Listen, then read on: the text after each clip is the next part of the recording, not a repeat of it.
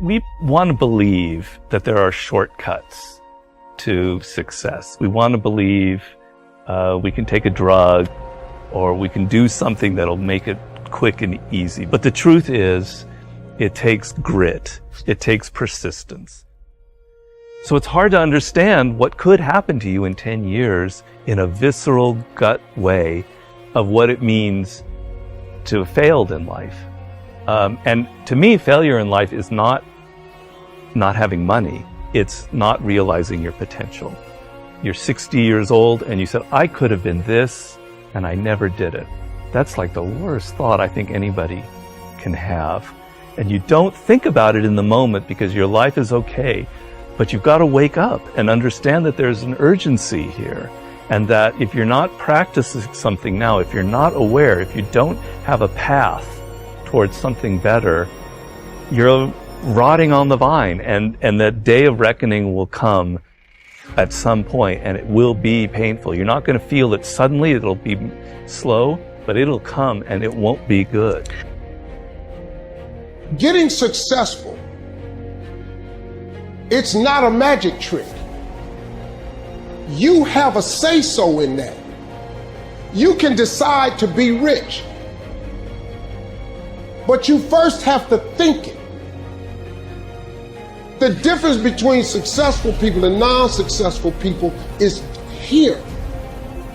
You have to change this. If you keep doing what you've been doing, you're gonna keep getting what you've been getting. So if you're at a place in your life and you ain't happy with it, you have to change some things. But you have to make a conscientious decision that you're going to change. Commit means to make it happen no matter what. See, when you make a commitment, I'm going to become wealthy, when you make it important, when you decide I'm going to do it no matter what, life changes for you. See, most people don't keep their commitments to their commitments. That's why they lead lives of poverty, lives of misery, lives of unhappiness. We all get what we tolerate in ourselves and other people. But when you're no longer willing to tolerate something, that's when your life changes. The difference in people is their standards, period. Sometimes it's about consistency. Just keep doing it and keep doing it and keep doing it and never stop and never give up and never quit. Day after day, play after play, second after second, minute by minute. Are you hearing what I'm saying? No matter what you face, no matter how bad it is going to be, when there is a challenge, anything that you're facing, the only way to overcome the challenges that you face is to start walking.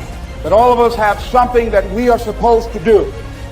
That all of us have some goodness within us, and that goodness gives us a responsibility to manifest our greatness. How do you overcome the suffering of life? Is be a better person. That's how you do it. Well, that's hard. It takes responsibility. And I think, if you said to someone, you want to have a meaningful life? Everything you do matters. That's the definition of a meaningful life. But everything you do matters. So you're going to have to carry that with you. Or do you want to just forget about the whole meaning thing, and then you don't have any responsibility because who the hell cares? And you can wander through life doing whatever you want, gratifying impulsive desires for how useful that's going to be. And you're stuck in meaninglessness, but you don't have any responsibility. Which one do you want? Well, ask yourself, which one are you pursuing? And you'll find very rapidly that it isn't the majority of your soul that's pursuing the whole meaning thing, because, well, look what you have to do that. You have to take on the fact that life is suffering. You have to put yourself together in the face of that.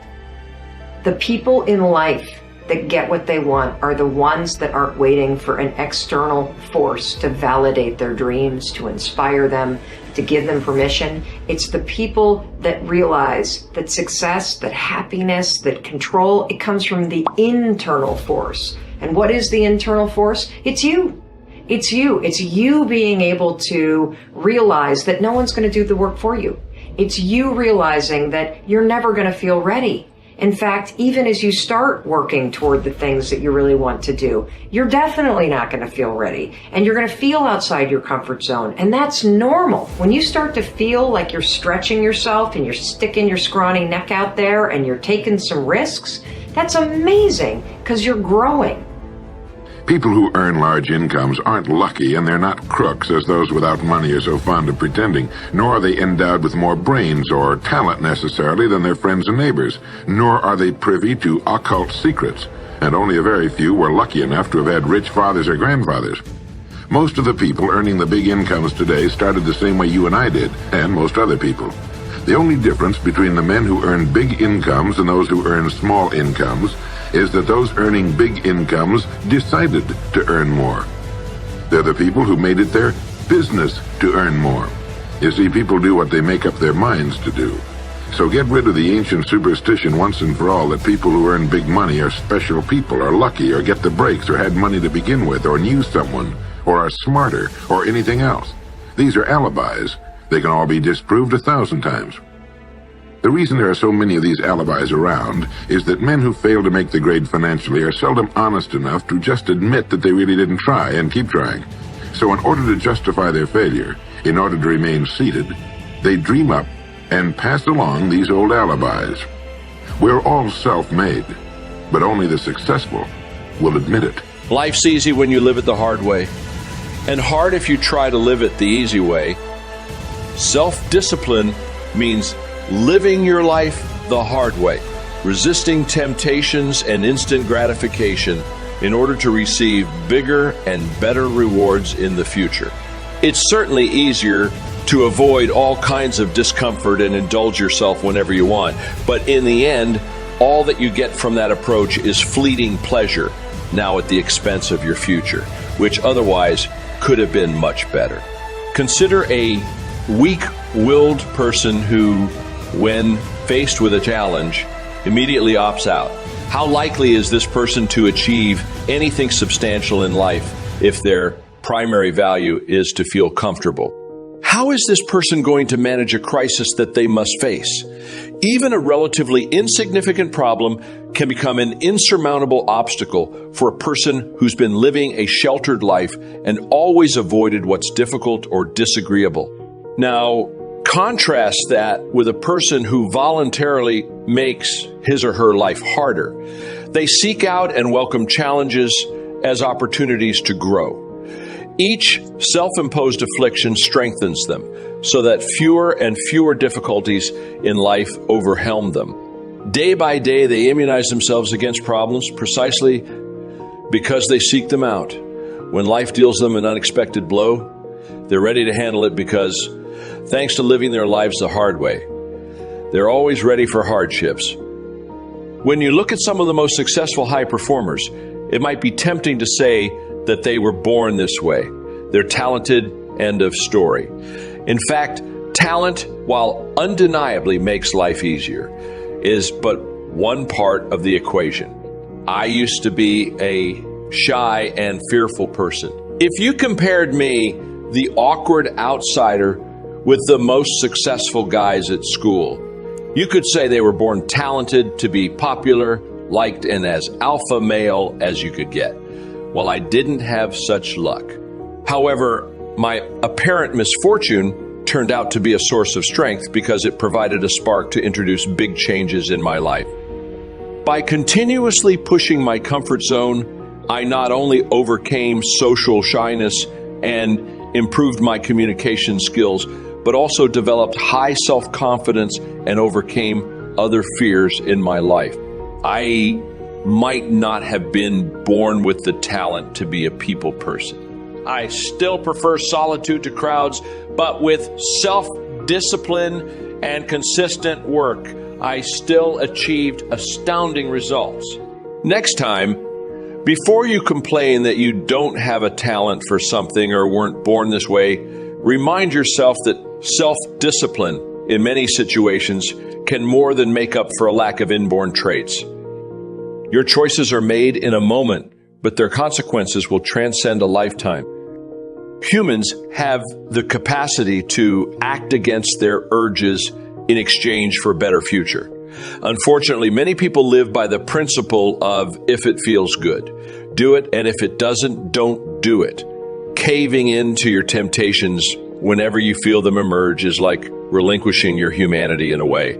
As an intelligent human being, you have an ability, and I dare say an obligation, to make decisions that are based on rational thinking, not on your instincts alone. Strive to be a better human and embrace your humanity by exercising your willpower muscle instead of succumbing to your most primal and least helpful for your long-term goals. Part of the brain, your most primal instincts may provide temporary comfort, but seldom are good for the long term, except when there is a direct threat to your survival. When I first got into endurance events, I loved the breakdown phase because the suffering made me feel alive and reminded me that I'd gone all out.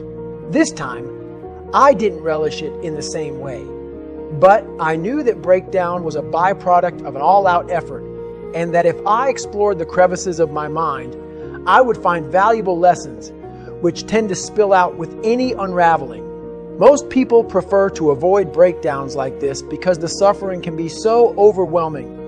It just might mark you forever. I embrace breakdown and welcome the scarring. There is a hell of a lot of information in scar tissue. Scars are proof that the past is real. Physical scars never go away, and when you look at them, they can bring you right back to a specific place in time. But the scar tissue that builds up around that old injury is weak. Professional fighters who've been hit in the face thousands of times bleed faster than those who have never been punched. Once you've been cut deep, you are forever vulnerable to bleeding. The same is true for the mental and emotional scars that we all carry with us. The scars we cannot see. They might be invisible, but they affect us much more severely than physical scars. Mental and emotional scars are our weak spots, and they can open up just as easily as physical scars unless we do the work to strengthen them. If you haven't dealt with your scars, they can alter your life's path. You will be prone to failure during difficult physical and emotional situations, whether that's during an athletic event, at work, or in your home life. And eventually, you will land back in front of your mirror that never lies. Breakdown is its own kind of mirror. Whatever you're made of is laid out in front of you, clear and plain. Your history and mindset become a weathered old map, ridged with your scars. And if you read them like an archaeologist on a dig, you might uncover the code you need to rise again and become better and stronger. Because there is no transformation without breakdown, and there is always another evolution, another skin to shed, a better or deeper version of ourselves waiting to be revealed. I did a quick inventory of my scars as I faded into that slippery headspace between waking and dreaming. Psycho Pete's voice trailed off, and another familiar yet faint voice that I couldn't quite place called out to me, "David, wake up!" My memory convulsed and bled into my reality, and I couldn't tell where I was or what was real. "David," he said gruffly, louder this time. "Time to get up, boy." It was the voice of my grandfather, Sergeant Jack Gardner. Unlike those who embrace affectionate nicknames like Pop Pop, Papa, or Grandpa, he'd instructed me to call him Sergeant Jack, and that set the tone for how things were going to be between us.